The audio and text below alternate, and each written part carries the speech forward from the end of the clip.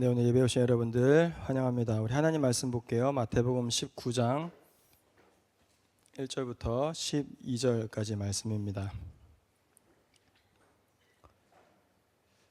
제가 읽을 테니까 여러분들 눈으로 앞에 있는 스크린을 보시고 따라오시면 되겠습니다. 제가 읽겠습니다.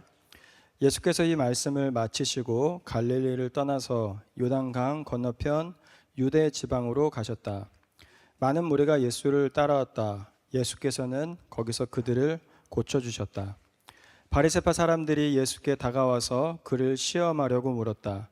무엇이든지 이유만 있으면 남편이 아내를 버려도 됩니까? 예수께서 대답하셨다. 사람을 창조하신 분이 처음부터 그들을 남자와 여자로 지으셨다는 것과 그리고 그가 말씀하시기를 그러므로 남자는 아버지와 어머니를 떠나서 자기 아내와 합하여서 둘이 한 몸이 될 것이다 하신 것을 너희는 아직 읽어보지 못하였느냐? 그러므로 그들은 이제 둘이 아니라 한 몸이다. 하나님이 짝지어 주신 것을 사람이 갈라 놓아서는 안 된다. 그들이 예수께 말하였다. 그러면 어찌하여 모세는 이혼 증서를 써주고 아내를 버리라고 명령하였습니까? 예수께서 대답하셨다. 모세는 너희의 마음이 완악하기 때문에 아내를 버리는 것을 허락하여 준 것이지 본래부터 그랬던 것은 아니다. 내가 너희에게 말한다. 음행한 까닭이 아닌데도 아내를 버리고 다른 여자에게 장가드는 사람은 누구나 간음하는 것이다. 제자들이 예수께 말하였다. 남편과 아내 사이가 그러하다면 차라리 장가들지 않는 것이 좋겠습니다. 예수께서 그들에게 말씀하셨다. 누구나 다 이 말을 받아들이지는 못한다. 다만 타고난 사람들만이 받아들인다. 모태로부터 그렇게 태어난 고자도 있고 사람이 고자로 만들어서 된 고자도 있고 또 하늘나라 때문에 스스로 고자가 된 사람도 있다. 이 말을 받아들일 수 있는 사람은 받아들여라. 아멘. 오늘부터 이제 3월 한 달 동안은 우리가 큐티 주일날 본문 으로 말씀을 나누도록 하겠습니다. 그래서 오늘 큐티 본문이 이 결혼 이혼과 관련된 내용이어서 오늘은 이 성경적인 결혼 또는 이혼, 성경에서 이혼은 허락하고 있는 것인가에 대한 내용들을 말씀으로 나누도록 하겠습니다. 이거 신명기 24장 1절 우리가 한번 같이 읽어볼게요. 우리 한국말로 한번 같이 읽어보겠습니다. 시작. 남녀가 결혼을 하고 난 다음에 남편이 아내에게서 수치스러운 일을 발견하여 아내와 같이 살 마음이 없을 때에는 아내에게 이혼 증서를 써주고 그 여자를 자기 집에서 내보낼 수 있습니다. 자, 영어로 한번 같이 읽어볼게요. 시작. If a man marries a woman who becomes displeasing to him because he finds something indecent about her and he writes her a certificate of divorce, gives it to her and sends her from his house. 자, 옆에 있는 분들이랑 한번 얘기해 보죠. 신명기에서 나온 이 말씀을 근거로 여러분들은 이혼을 아직 결혼을 안 했지만 나중에 여러분들 이혼을 해도 될까요? 아니면 안 될까요? 옆에 있는 분들이랑 한번 나눠보세요. 혼자 앉아 계신 분들은 혼자 생각하셔도 되고요. 자리로 옮기셔도 됩니다.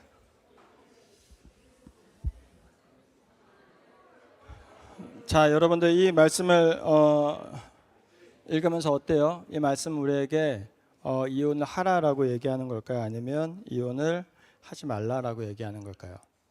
자, 우리가 보통 이런 말씀을 읽고 나면 우리는 주로 이 말씀을 주신 하나님의 마음은 어떤 건가? 아니면 하나님은 이 말씀을 통해서 정말로 어떤 것을 기뻐하실까에 대한 질문을 하기보다는 이 말씀이 내가 하고 싶은 일에 얼마나 큰 도움이 되는가, 혹은 내가 결정하고 싶은 내 결정을 서포트하는가에 대해서 사용을 많이 합니다. 그래서 이혼을 하고 싶어하는 사람들은 이 말씀을 가지고 성경에서 이혼은 필요하면 하라고 했다라고 이야기하면서 자신들의 선택을 정당화하고는 합니다. 근데 여기서 우리가 한번 생각해 볼 필요가 있어요. 과연 이 말씀 구절이 성경에 있다라고 해서 하나님이 이혼을 기뻐하시느냐라는 거예요. 여러분, 이 전화기라든지 어떤 그 electronic devices, 폰이라든지 TV라든지 이런 거 사면 매뉴얼이 오죠. 매뉴얼엔 항상 뭐가 있어요? 고장 났을 경우에 어떻게 행동해야 되는지에 대한 매뉴얼이 있습니다. 그래서 전화기가 고장 났을 때, TV가 고장 났을 때, 또는 자동차가 작동을 하지 않을 때 어떻게 행동해라 하면서 서비스 센터의 전화번호라든지 이메일 주소가 다 있어요. 그리고 문제가 일어나면 문제의 코드를 다 보여주고 이렇게 행동하십시오라는 표시들이 있습니다. 그러면 여러분, 매뉴얼에 고장났을 경우에 이렇게 행동하십시오라는 말이 있기 때문에 여러분들은 모바일 폰을 만든 사람들이 이 모바일 폰이 고장나기를 원했다라고 생각하세요? 아니면 여러분들이 TV를 살 때 이 TV에는 고장날 경우에 이렇게 하라라고 이야기해 놨으니까 이 TV를 만든 사람들은 처음부터 이 TV가 고장나기를 원했을 거야 라고 생각하십니까? 그렇지 않겠죠. 성경도 마찬가지라는 거예요. 성경에서 이혼에 대해서 허락하는 말씀들이 분명히 있습니다. 그리고 이따가 말씀드리겠지만 성경이 이혼을 어느 정도는 허락하고 있는 게 사실이기는 해요. 하지만 그렇다라고 해서 하나님의 이혼을 기뻐하시거나 하나님이 이혼을 좋아하신다라는 거하고는 조금 다릅니다. 왜냐하면 성경 전체가 성경 전체를 통해서 보여지는 하나님의 마음이 그렇지 않기 때문에 그래요. 오늘 본문은 이러한 관점에서 이야기되는 겁니다. 예수님 시대에 있었던 이 결혼과 이혼에 대한 문제를 저와 여러분들에게 보여주는 거예요. 오늘 본문에 보면 예수님이 갈릴리에서 사역을 하다가 유대 지역으로 넘어가십니다. 즉 빅토리아에서 사역을 하시다가 이제 NSW로 넘어가시는 것처럼 이렇게 스테이트를 옮기세요. 그러자 예수님을 시험하기 위하여 바리새인들이 나옵니다. 그리고 예수님을 테스트하기 위하여 질문하는데 그게 바로 구약에 나오는 모세는 아까 우리가 읽었던 신명기 24장 1절에서 이혼 증서를 주고 이혼을 해도 된다라고 이야기했는데 예수님의 생각은 어떠하냐라는 거예요. 성경은 이 질문이 정말로 궁금해서 물어본 것이 아니라 이 바리새인들이 예수님을 테스트하기 위하여 물어봤다라고 이야기해요. 그 이유는 당시에 이 이혼이라는 것이 굉장히 핫한 이슈였기 때문입니다. 그 이유는 첫 번째로는 이 마태복음 19장 전에 누가 죽냐면 세례 요한이 죽어요. 그런데 그 세례 요한이 죽은 이유가 헤롯 왕이 결혼을 했는데 이혼을 하고 자기 동생의 와이프랑 결혼을 해요. 그래서 그거에 대해서 세례 요한이 뭐라고 얘기했더니 세례 요한을 죽였어요. 그러니까 이 예수님이 여기서 이혼에 대한 말을 조금 잘못하면 정치적인 공격을 받을 수 있는 그러한 굉장히 민감한 이슈이기 때문에 바리새인들이 예수님에게 그걸 질문했어요. 두 번째로는 예수님 당시에 있었던 유대인들에게도 이 이혼이라는 게 굉장히 큰 이슈였어요. 왜냐하면 성경에 율법이 여러 가지가 나오는데 구약 성경에 이혼에 대한 이야기는 신명기 24장 1절부터 4절까지 딱 하나 나와요. 이혼을 해야 될 경우에 이혼 증서를 줘서 이혼을 해라. 그러니까 유대인들 사이에서도 이거에 대한 이해와 이것에 대한 해석이 다 다른 거예요. 그래서 이 유대인들 사이에 이제 모나시 대학 그 사람들하고 멜번 대학 사람들하고 싸워요. 아니면 멜번 대학 사람들하고 디킨 대학 사람들하고 싸워요. 그게 힐렐 대학교 출신의 사람들이랑 샴마이 대학교 사람들 출신들이 이제 붙습니다. 그러니까 당시에는 이제 랍비가 하나의 대학교였거든요. 그래서 힐렐이라는 랍비가 이 유대인들에게 가르쳐 주기를 이혼이라는 것은 이 신명기에 보면 이 아내가 남편을 기쁘게 하지 못할 때에 일어나는 것인데 신명기에서 남편에게 수치가 되는 일이라고 했던 그 수치는 요리를 못하거나 아니면 아침에 늦게 일어나거나 아니면 아이를 낳지 못하거나 아니면 남편을 기쁘게 하지 못하는 모든 것들을 다 포함하는 거다. 그러니까 남편은 이 어느 때든지 마음에 들지 않을 때 이혼을 할 수 있다라는 믿음을 가지고 있었어요. 그래서 이 힐렐 대학교 출신들은 굉장히 쉽게 이혼을 할 수 있는 그러한 의견들을 가지고 있었습니다. 반대로 이제 그 샴마이 학파라고 있어요. 이 샴마이 학파에서는 이 수치되는 일이라는 거, 아내가 남편을 기쁘게 하지 않는 일이라는 것은 어덜츄리, 간음밖에 없다. 그러니까 어떤 경우에서도 이혼하면 안 되고 오직 간음했을 경우에만 이혼을 할 수 있다라고 이야기했어요. 그러니까 예수님이 샴마이 쪽 편을 들던 힐렐 쪽 편을 들던 어느 쪽을 들던 반대쪽으로부터 공격을 받을 수밖에 없는 그러한 상황이었던 거죠.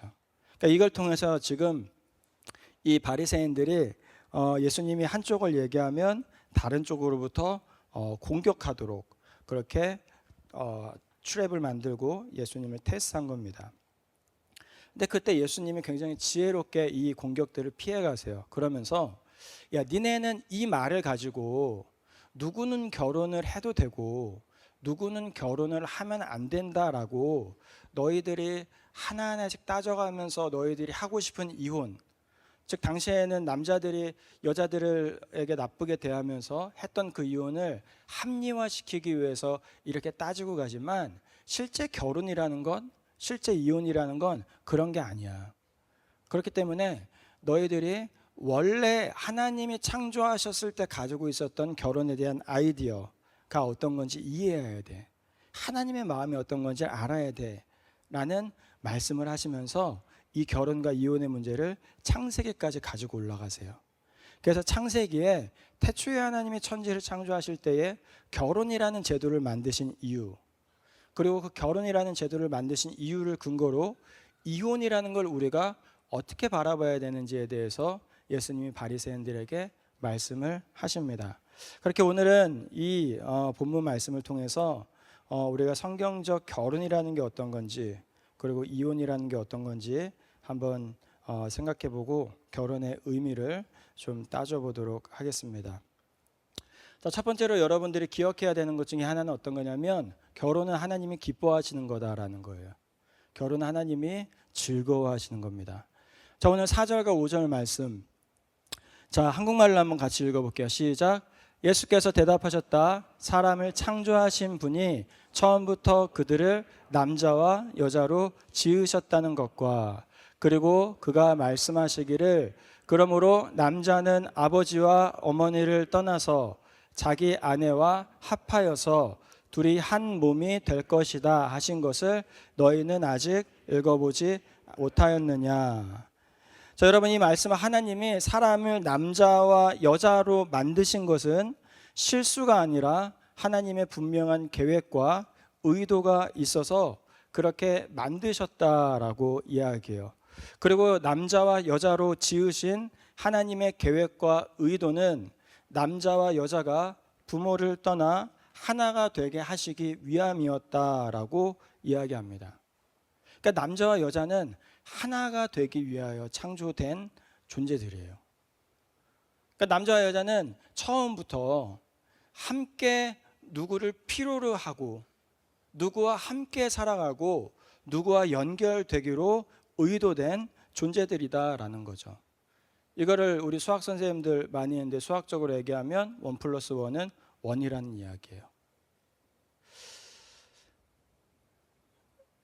왜 하나님은 1+1을 1으로 만드셨냐면 그것은 하나님의 형상으로 우리를 만드셨기 때문에 그래요. 하나님의 형상. 여러분, 하나님의 형상은 어떤 형상이에요? 하나님은 어떻게 존재하십니까? 1+1+1은 1으로 존재하세요. 트리니티 하나님, 삼위일체 하나님, 성부, 성자, 성령 하나님이 한 인격으로, 아니 한 존재로 존재하세요. 그러다 보니 그 성부, 성자, 성령 하나님이 하나님의 형상으로 인간을 창조하시다 보니까 인간의 어떤 특징이 있어요? 다이버시티와 유니티가 있어요. 성부, 성자, 성령 하나님이 완벽한 이 다이버시티, 그리고 그 다이버스한 이 성부, 성자, 성령 하나님이 완벽하게 유니티를 이루시는 이 하나됨으로 존재하시다 보니까 하나님의 형상으로 창조된 인간도 완벽한 다이버시티로 만드신 거예요. 그러니까 남자와 여자는 어떻습니까? 다르죠. 여러분 남자와 여자 저 여자친구가 나랑 잘 맞는데 저 남자친구가 나랑 잘 맞는데 그래서 결혼하잖아요. 그럼 그 다음부터 바로 다르다라는 거 여러분들이 깨닫게 돼요. 절대 남자와 여자는 같지 않아요. 원하는 거, 하고 싶은 거, 생각하는 방법, 행동하는 방법 모든 게 다 달라요. 왜? 하나님 일부러 그렇게 만드셨어요. 왜 그렇게 다르게 만드셨어요? 그 다름들이 하나가 되는 과정을 통하여서 서로의 다름들이 서로에게 양보해주고 서로에게 이해해주고 서로와 함께 해주는 그 과정들을 통하여서 이루어지는 유니티의 기쁨을 경험하게 하시기 위해서. 그래서 그 유니티의 기쁨을 통하여 하나님이라는 분이 이런 분이구나. 삼위일체 하나님이 함께 연합하여 함께 일하시는 그것이 바로 이런 분이구나 라는 것을 알게 하시기 위하여서 우리에게 그렇게 만드셨다라는 거예요. 그러니까 하나님이 결혼을 기뻐하시는 이유는 바로 그 어떤 것보다 하나님을 알아가고 배워갈 수 있는 가장 축복된 통로이기 때문에 하나님이 그 결혼을 기뻐하시는 거예요. 그리고 여러분들이 그 결혼을 이루어가면 정말로 하나님을 더 알아가고 하나님을 더 경험할 수 있게 되는 거죠. 제가 여러 번 여러분들에게 말씀드렸지만 결혼은 외롭기 때문에 외로움을 해결하기 위해서 하는 것은 결코 아니에요. 외로움을 해결하기 위해서 결혼하면 그 결혼은 더 외로워집니다. 내 마음의 외로움은 사람이 없기 때문에 일어나는 것이 아니라 하나님이 없어서 생기는 거예요. 내 마음에는 원래 하나님이 계셔야 하고 그 하나님이 계시면 외로움이 아니라 충만함이 있어요. 사랑이 충만해져요. 그래서 그 사랑으로 이웃들을 섬겨주고 이웃들을 사랑해주는 게 하나님이 처음부터 디자인한 인간의 원리예요. 그런데 그 마음에 하나님이 없으니까 외로운 거죠. 근데 그 하나님이 없어서 외롭다라는 걸 사람들이 모르기에 그 안에 다른 것들을 계속 채우는 거예요. 돈도 채워보고 이성 친구도 채워보고 성적인 것들도 채워보고 성공도 채워보는 거죠. 근데 그렇게 채워보다 보니까 어떻게 돼요? 외로움이 해결이 안 되는 거예요. 그러니까 거기에 중독되게 되고 거기에 집착하게 되고 거기에 빠지게 되는 거죠. 여러분 결혼이라는 것은 외로울 때 하는 게 아니라 정말로 내가 함께 하나님을 알아가고자 하는 사람이 생겼을 때 저 사람과의 관계 속에서 더 하나님을 깊이 신뢰할 수 있을 거고 저 사람과의 관계 속에서 더 하나님을 경험하고 더 바라볼 수 있는 그 사람을 만났을 때에 저 사람과 함께라면 내가 평생 하나님을 예배하고 내가 평생 하나님을 기뻐할 수 있겠다라는 확신이 들 때에 하는 거예요. 그렇게 했을 때 여러분들의 결혼 생활이 정말 행복해질 수 있어요. 그렇게 결혼은 하나님이 직접 만드셨으며 하나님이 그 어떤 것보다 하나님을 깊이 배우고 알게 하시기 위해서 만드신 축복의 통로입니다. 자, 두 번째로는 이혼은 그렇다면 이혼은 어떤 거냐면 하나님이 기뻐하시지는 않지만 하나님이 허락은 하신 겁니다. 자, 19장 6절에 보면 이렇게 되어 있어요. 그러므로 그들은 이제 둘이 아니라 한 몸이다. 하나님이 짝지어 주신 것을 사람이 갈라놓아서는 안 된다라고 이야기해요. 그렇기 때문에 이혼이라는 것은 하나님이 기뻐하시지 않아요. 하나님이 원하신 것도 아니에요. 하나님이 디자인하신 것도 아니에요. 그런데 우리가 아까 읽었던 신명기 24장 1절처럼 하나님이 이혼을 허락하시는 경우가 있어요. 그때가 어떤 거냐면 그리고 그 이유가 무엇이냐면 바로 인간이 악하기 때문에 하나님이 만드신 결혼에 문제가 있기 때문이 아니라 인간이 악하기 때문에 그래요. 여러분에게 보일지 모르겠는데 우리 7절부터 우리 9절까지 영어로 한번 같이 한번 읽어볼게요. 시작. Why then they ask, did Moses command that a man give his wife a certificate of divorce and send her away? Jesus replied, Moses permitted you to divorce your wives because your hearts were hard. But it was not this way from the beginning. I tell you that anyone who divorces his wife except for sexual immorality and marries another woman commits adultery. 예수님이 뭐라 그래요? 원래 이혼이란 건 하나님이 기뻐하시는 게 아니었다라고 분명히 얘기해요. 그런데 이 모세의 율법에 하나님이 허락하신 이유는 8절에서 얘기하는 것처럼 사람의 마음이 완악하기 때문에 하나님이 허락하셨다라는 거예요. 하나님이 기뻐하시기 때문에 허락하신 게 아니라 사람들이 이 결혼이라는 것을 악하게 사용하기 때문에, 또는 사람들의 마음이 완악하여서 정말로 함께 할 수 없는 경우들이 어쩔 수 없이 일어나기 때문에 하나님이 이 이혼이라는 것을 허락하셨다라는 겁니다. 여러분, 이 말이 무슨 말이냐면 이런 거예요. 지금은 이제 여자분들이 더 리더십의 포지션에 많이 있는 것 같아요. 그렇죠? 이제 머리를 쓰는 시대다 보니까 똑똑한 여자들이 좀 더 똑똑하긴 한 것 같아요. 개인적인 생각이에요. 개인적인 생각. 옛날에 이제 남자들이 힘이 옛날에는 중요한 시대였으니까 남자들이 더 이제 좀 더 중요한 위치에 있었죠. 그러니까 이 결혼이라는 것은, 이혼이라는 것은 옛날에는 남자들이 결정을 했어요. 내 와이프랑 이혼할지 결혼할지. 근데 남자들이 결정을 하다 보니까 나쁜 놈들이 있어요. 나쁜 놈들. 어떤 놈들이냐면 이혼 증서를 써주지 않고 내 마음에 들지 않는 와이프를 집에서 쫓아내는 나쁜 놈들이 있었어요. 그러면 옛날에는 여자들이 일을 할 수 없는 시대였잖아요. 그러니까 그 여자들은 집에서 쫓겨나면 다른 남자한테 갈 수도 없고, 왜냐하면 결혼한 관계니까. 그렇다고 돈을 벌 수 있을 수도 없고, 그러니까 그 여자들이 할 수 있는 유일한 방법은 어떤 거냐면 구걸하는 거였어요.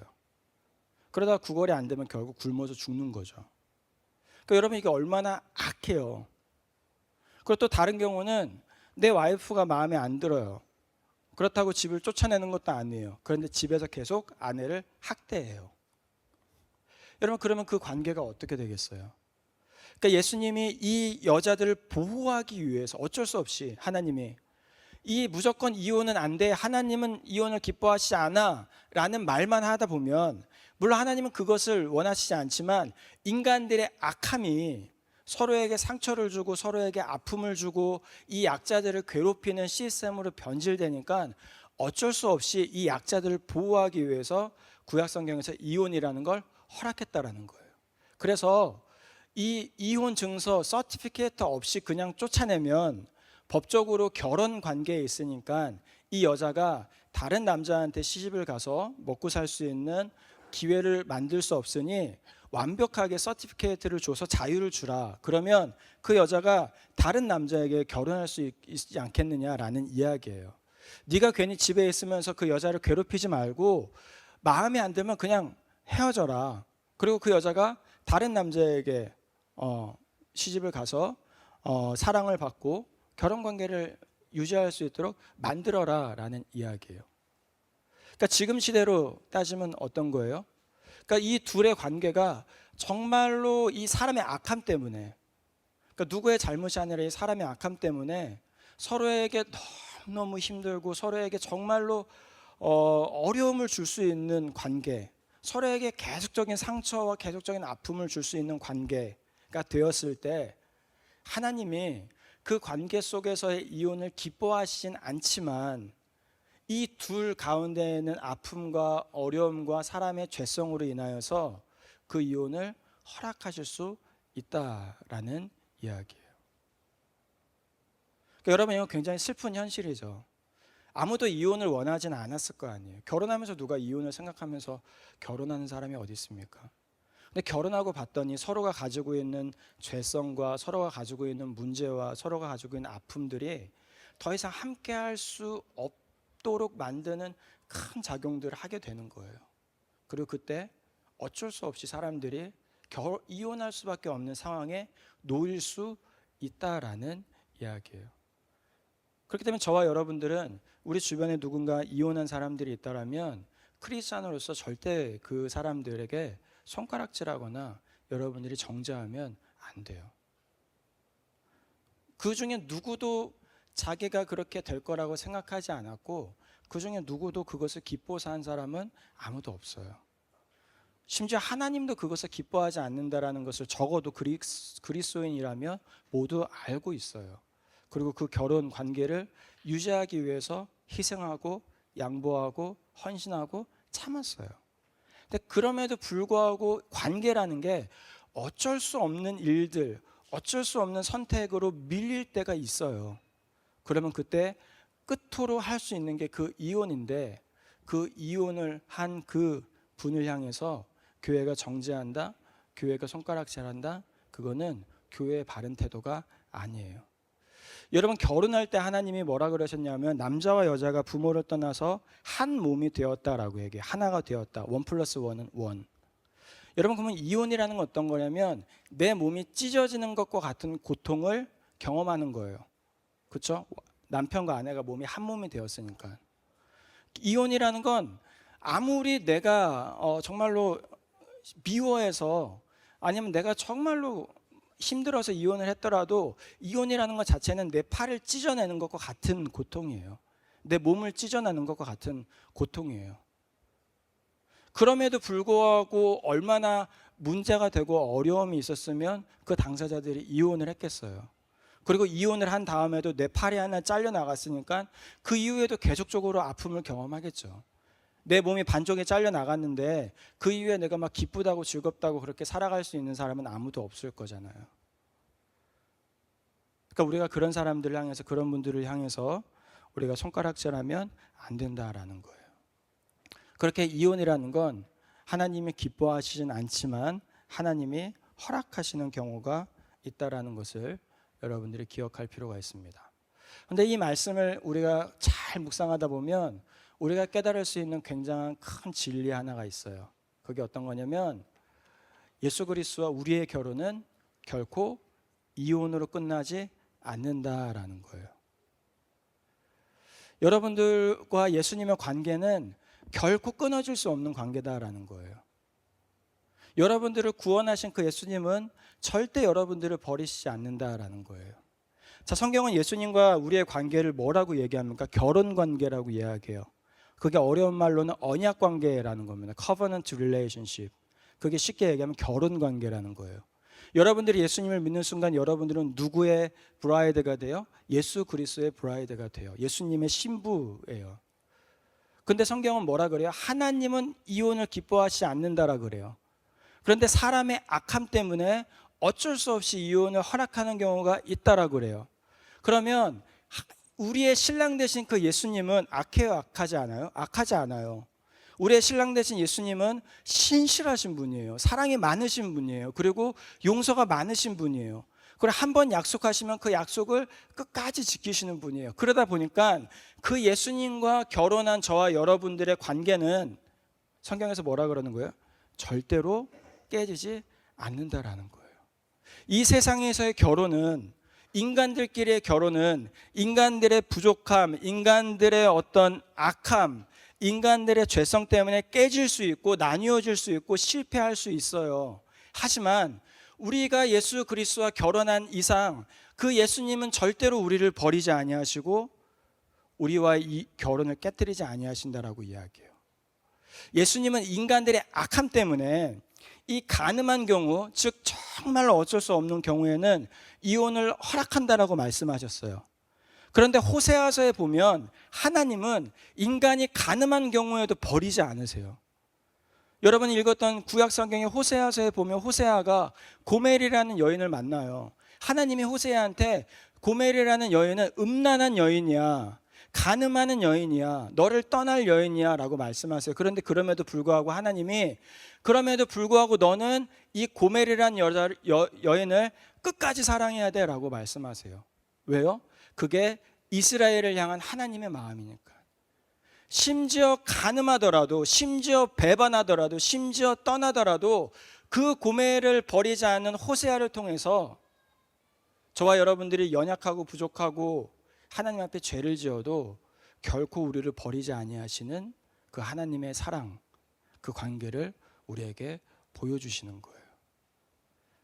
그래서 인간의 관계는 실패할 수 있지만 하나님과 우리의 관계, 하나님의 은혜를 받은 우리, 하나님의 사랑을 받은 우리를 향한 그 하나님의 사랑은 결코 깨질 수 없다라는 것을 여러분들이 기억하시길 바랍니다. 그리고 여러분들의 삶에 어려움이 찾아올 때 그 하나님과의 결혼 관계가 여러분들에게 위로가 되기를 간절히 소원합니다.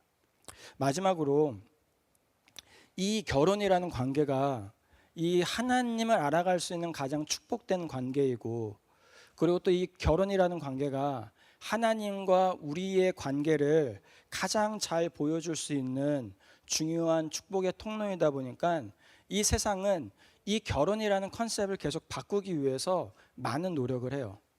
그래서 여러분들이 결혼이라는 것들을 잘못 보도록, 또 잘못 알도록, 그리고 잘못 생각하도록 계속 잘못된 미스컨셉션들을 만들어내죠.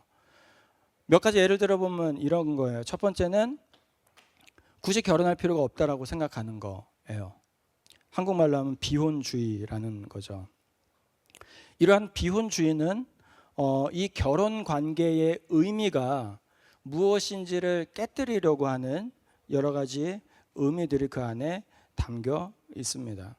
특별히 오늘 말씀에서 예수님은 부르심을 받은 사람, 즉 특별하게 무언가 의도를 가지고 결혼하지 않는 사람들을 제외하고는 결혼을 하는 것이 좋다라고 말씀하셨어요. 그 말은 결혼을 하지 않아도 되는 사람들이 분명히 있어요. 그런데 그 결혼을 하지 않아도 되는 사람들은 말 그대로 특별한 사람들이에요. 특별한 하나님의 콜링이 있는 사람들. 여러분들이 하나님이 나를 싱글로 부르셨으면 어떡하지라고 고민할 필요가 하나도 없어요. 우리 같은 일반 사람들은 하나님이 절대 그렇게 부르지 않아요. 하나님이 이 싱글로 부르시는 사람들은 정말로 특별한 어떤 하나님의 어떤 콜링과 하나님의 어떤 목표를 가진 사람들이에요. 그런데 지금 우리 시대의 문화는 어떤 문화예요? 그러한 의미 있는 라이프를 위해서 정말로 내가 예를 들어 아프리카 오지에 가서 누군가를 도와줘야 되는데 거기는 결혼할 수 있는 사람이 없으니까 나는 싱글로 살아야 되겠다라는 어떤 뭔가 깊은 뜻을 가지고 그렇게 생각하는 게 아니라 그냥 내가 혼자 벌고 내가 그 돈을 나를 위해서 쓰고 내가 가지고 있는 시간을 그냥 나를 위해서 쓰는 게 좋으니까 그냥 굉장히 이기적인 이유로 이 결혼이라는 것을 기쁘게 생각하지 않는 문화들을 계속적으로 사람들에게 만들어내죠. 그러면서 결혼이라는 것은 아무런 의미가 없는 것처럼 만들어내요. 하나님의 입장에서는 가장 하나님을 알려줄 수 있고 가장 하나님을 깊이 깨달게 만들 수 있는 축복의 통로로 하나님이 만들어 놓으신 그 축복의 관계를 이 세상에서는 오히려 귀찮은 관계, 아니면 내가 희생해야 하는 관계, 내가 헌신해야 되는 관계로 만들면서 그거는 힘든 거야, 어려운 거야 라는 잘못된 컨셉을 계속적으로 여러분들에게 심어놓고 있다라는 거예요. 그러다 보니까 점점 결혼을 어떤 사람들이 하는 거예요? 할 일 없는 사람들이 하는 거가 되어가고 있어요. 성공하지 못한 사람들. 여러분, 그거는 굉장히 성경적이지 않다라는 것들을 여러분들이 좀 기억할 필요가 있어요. 결혼은 좋은 거예요. 결혼은 하나님의 축복이에요. 그리고 하나님을 알아갈 수 있는 굉장히 축복된 그러한 순간입니다. 두 번째는 이제 동거 문제죠. 동거. 이 관계에 책임을 지지 않는 노력들, 너가 함께 해도 좋고 서로의 친밀한 관계, 인티메이트한 어떤 릴레이션십, 섹슈얼한 릴레이션십 다 좋아. 그런데 커미트먼트는 하지 말라라는 게 동거잖아요. 그렇죠? 그러니까 언제든지 헤어질 수 있어요. 언제든지 버릴 수 있어요. 언제든지 떠날 수 있어요. 자, 이 동거라는 것들이 가지고 있는 단점은 어떤 거냐면 결혼 관계에 있는 커미트먼트의 아름다움을 점점 덜 중요한 걸로 만들어내요. 여러분, 아까 얘기한 대로 예수님은 절대로 여러분들을 버리지 않는다라는 건 굉장히 큰 은혜예요. 여러분들이 심지어 간음을 하더라도 예수님은 절대로 여러분들을 버리지 않습니다. 절대로 여러분들을 놔두지 않습니다라는 것은 이 복음만이 줄 수 있는 굉장히 큰 은혜이고 축복이에요. 그러다 보니까 그 컨셉, 이 커미먼트와 이 헌신에 대한 컨셉을 점점 이 동거를 통해서 없애버려요. 그래서 관계는 그냥 서로 좋으면 됩니다. 그냥 서로 편안하면 됩니다. 서로 행복하면 됩니다라는 게 전부입니다라는 걸로 만들어 보여요. 그러면서 그 안에서 서로 책임을 져야 되는 거, 서로에게 신실해야 되는 거, 서로를 끝까지 믿어야 되는 거, 이 사람이 능력이 있을 때뿐만 아니라 이 사람이 능력이 없을 때에도, 이 사람이 건강할 때뿐만 아니라 이 사람이 건강하지 않을 때에도, 이 사람이 부자일 때뿐만 아니라 이 사람이 부자가 아닐 때에도 내가 커밋하여서 이 사람을 사랑하겠다라는 이 헌신을 불필요한 것으로 만들어내버려요. 그러다 보니까 점점 관계가 어떤 관계로 바뀝니까?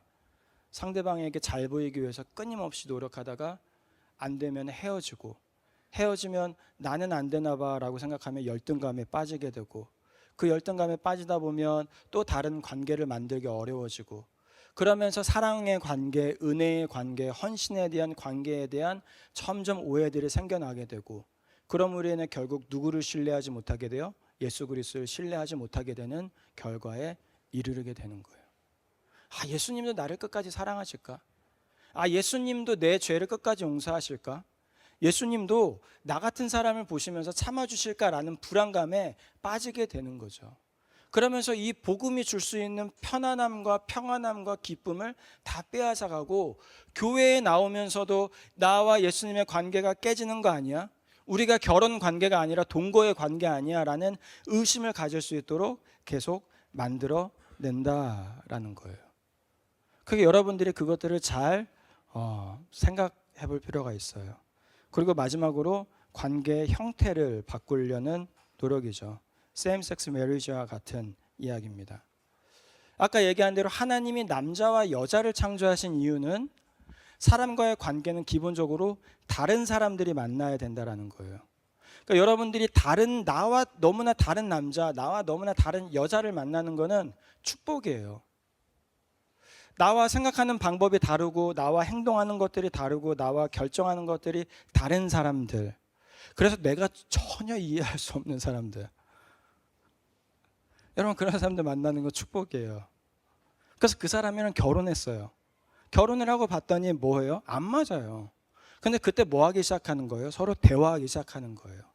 양보하기 시작하는 거예요. 희생해주기 시작하는 거예요. 사랑해주기 시작하는 거죠. 그렇게 연습하고 하다 보면 어떻게 돼요? 하나가 되는 기쁨이 생겨요. 하나가 되는 기쁨. 하나가 되는 즐거움이 생겨요. 그러면서 그때 뭘 깨달아요? 아, 사랑이라는 게 이런 거구나. 아, 연합이라는 게 이런 거구나. 함께 한다라는 게 이런 거구나. 그리고 그 사랑이 점점 성숙해져서 40대가 되고 50대가 되고 60대가 되면 그 사람이 있는 것만으로도 행복해지고 기뻐지고 감사해지는 관계, 그게 삼위일체 하나님의 관계이고, 그게 결혼을 통해서 우리에게 주시라고 하는 관계예요.